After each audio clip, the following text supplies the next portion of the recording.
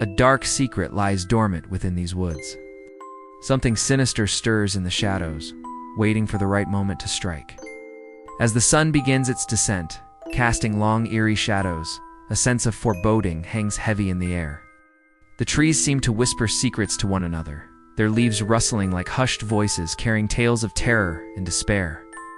Deep within this ominous woodland, an ancient evil is about to awaken.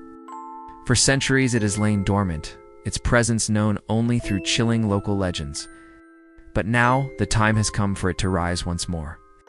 The Vindigo, a creature of pure darkness, stirs from its slumber. Its awakening brings with it the promise of chaos and destruction. As night falls, the forest transforms into a labyrinth of fear. Twisted branches reach out like skeletal fingers, contorting into horrifying shapes that dance in the moonlight. The wind sighs through the trees, carrying with it the stench of decay and whispering tales of the Vindigo's reign of terror.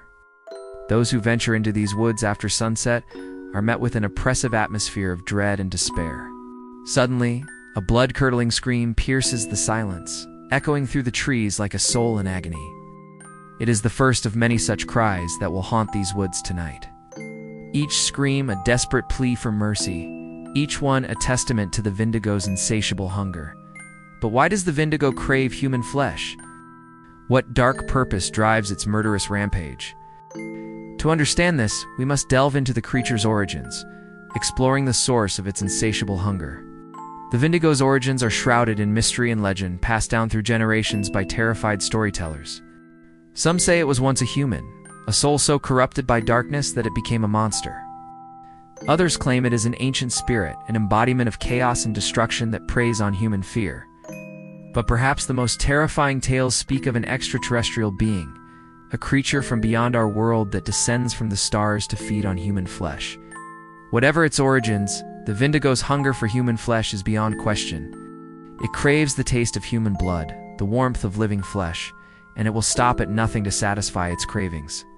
This insatiable appetite drives its murderous rampage, turning it into a relentless killing machine that stalks the night.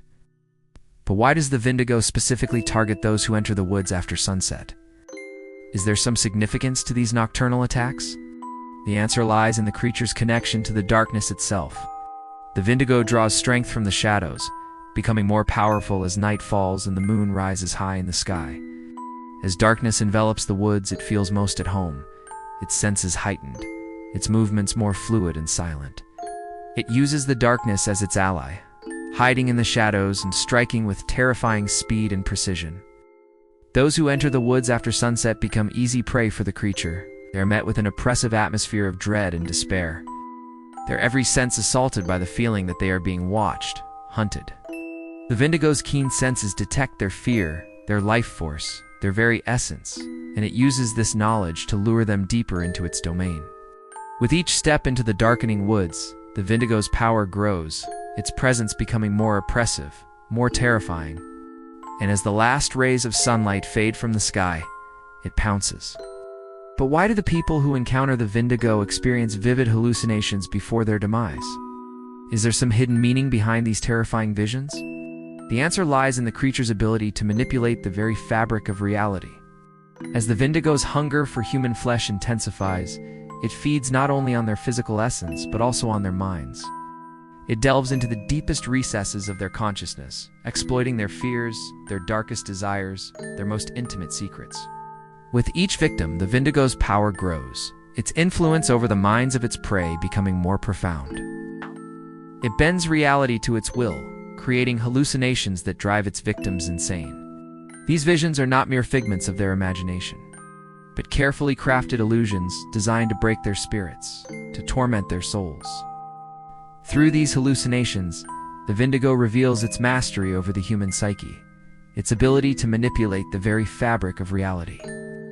It shows its victims their deepest fears, their most intimate secrets, their greatest regrets, all while taunting them with images of their loved ones, their hopes and dreams. These visions are a means of control, a way to break down the walls of sanity, to make its victims vulnerable to its touch. They are a prelude to the creature's final assault, a last-ditch effort to break the human spirit before it is extinguished forever. Some who encounter the Vindigo succumb to these hallucinations, driven mad by their terrifying visions.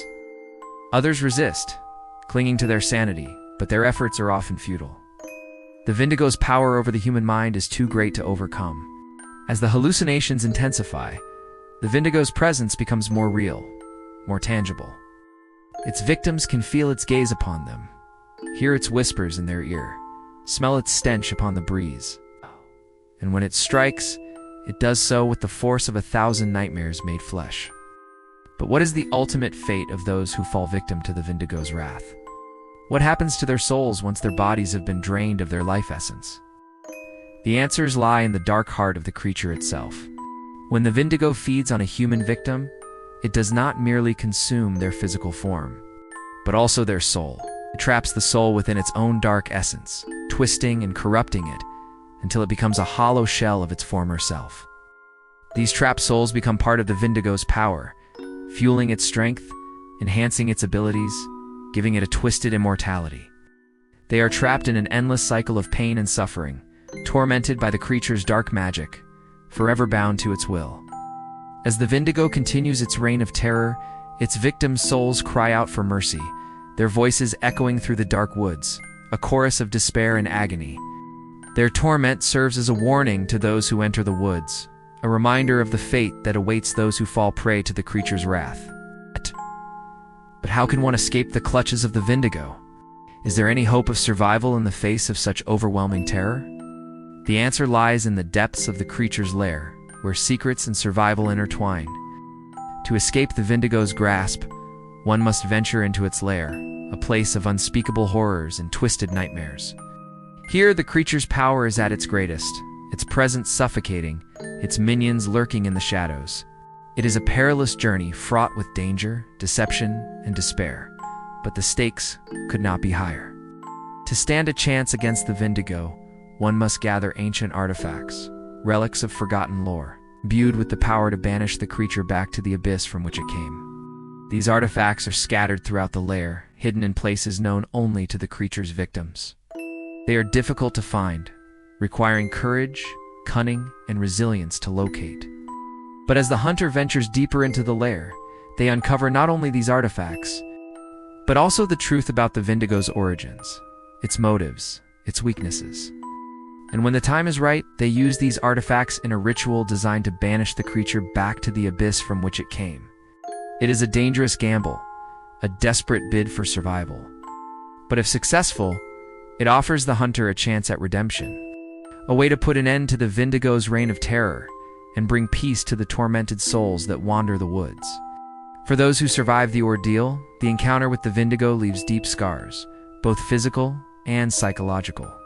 They bear the marks of the creature's attacks, the wounds that serve as reminders of their brush with death.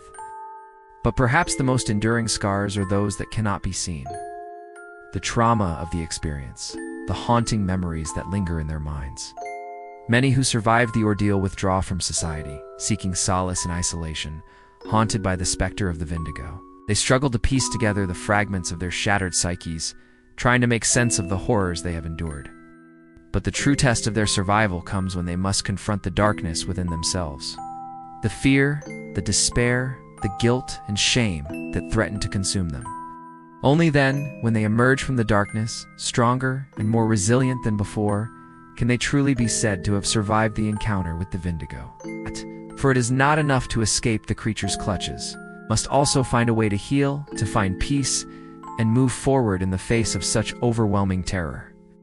And so the tale of the Vindigo serves as a cautionary reminder of the darkness that lurks in the world, the evil that can awaken in the most unsuspecting of places. But it also offers a glimmer of hope, a testament to the resilience of the human spirit, the courage to confront one's fears, and the determination to survive against all odds.